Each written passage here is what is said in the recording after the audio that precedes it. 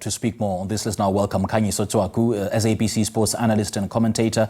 A very good afternoon to you, Khanyiso. Thanks for joining us and a warm welcome to SA Today. And we are keeping our fingers crossed and our toes crossed and everything crossed, just to ensure that Bafana at least makes it through this stage. So let's talk about some of the factors that will determine South Africa's performance in this match against Uganda.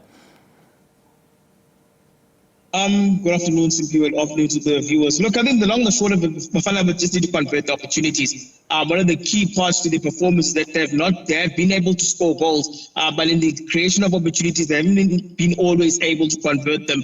If you look back at the Republic of Congo, the return game, where they drew 1-0, there were lots of opportunities that weren't used. When you juxtapose that with the 5-0 win, where there was a multitude of opportunities that came their way, and the bulk of them were used. So I think Bafana just defend much better than they did in the Brazzaville game, and also just convert the opportunities. They should be able to at least take a minimum a point, maximum 3 from the Kampala game on Friday.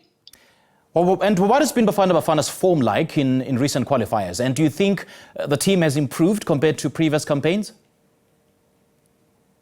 No, they have. I mean, look, they've yet to lose again. They didn't start this particular campaign very well with that draw against Uganda and Soweto. However, though, they've gone from strength to strength. They did beat South Sudan away. Then they recorded that win against the Republic of Congo, got another draw. So far, they're still unbeaten. But I think the key part, by beating Uganda, most probably they will seal themselves a spot at the top of the group, which will make things easier from a seeding perspective. And which players have shown the most promise in recent international fixtures, and how important will they be for South Africa against Uganda? Yeah, probably Ronald Williams' return has been very critical for the national team. Remember that in the draw against Uganda, Veli Motwa did have quite not the best of matches. Chain didn't look too bad in the 3-2 win against South Sudan, but I think he's that return. I mean, Russian Jordan probably is one of the biggest developers in the team at centre back. He's a left-footed centre back, has fitted in well at Kaizer Chiefs. Also looks the part for the national team.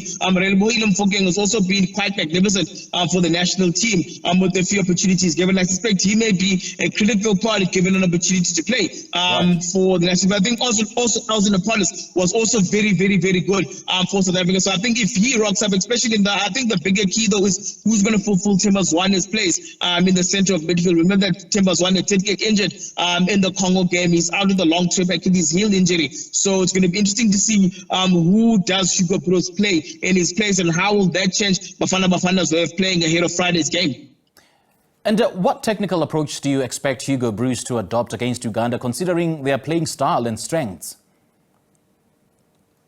Probably the first thing will be determined by the surface. If it's a natural grass surface, then most probably Bafana will then adapt and play their short passing game, where they'll try always play for the back. It's been a game that's been quite effective for them. I think that if it is an artificial surface, probably they will have to change the manner in which they play. I mean, look, they've already adapted to artificial surfaces. If you look at how they bounce back from that loss against Rwanda on a wet artificial surface, to record a wet Ijuba on artificial surface, and then also hold Congo onto a draw on an artificial surface. I think Bafana's game doesn't really change from game to game. It does change according to opposition, but also it will be informed by the pitch that they'll be playing on Friday.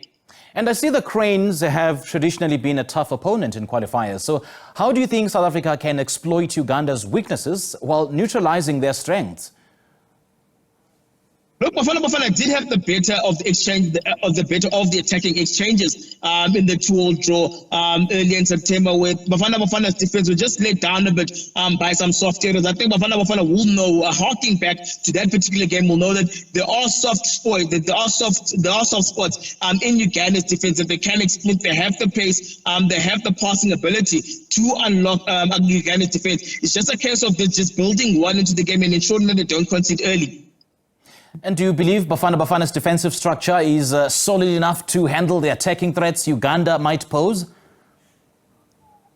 It should. I mean, one of the key worries, though, has been the inability to keep consecutive clean sheets. They did keep a clean sheet against Congo, but they weren't able to back it up. And in the next game, if you look back at the Uganda game, they conceded 2 against Uganda, conceded another 2 against South Sudan. The key part was that they didn't lose those games. And I think Also, though, I think Hugo Bros with his new defense, because he's trying Roshan Dotli, it was probably paired him up with another centre back. So he hasn't quite played with the settled back four at the moment. But I think that's where most probably Tebogo Mokoena, who's coming to very good form, and Mamelodi Sundowns will be important as the man who sits in front of defense to protect the two centre backs. But again, I think the key part, if Bafana can keep a clean sheet, will probably go a long way to securing a point or three on Friday. And Khanyiso, just looking at the recent squad selections, are there any new or emerging players who could make a significant impact in this match?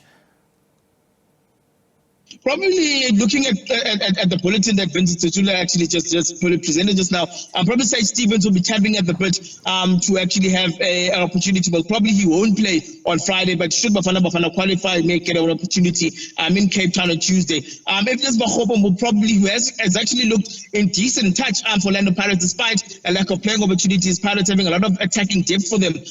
Probably he'll be champing at the bit to get an opportunity. He played very well in the AFCON competition, so probably this won't be an opportunity for Hugo Bros to experiment. Probably it's about getting the result. If the positive result is gained from this game, there will be a better opportunity there will be a opportunity for Hugo Bros to take better chances for the Sudan game on Tuesday.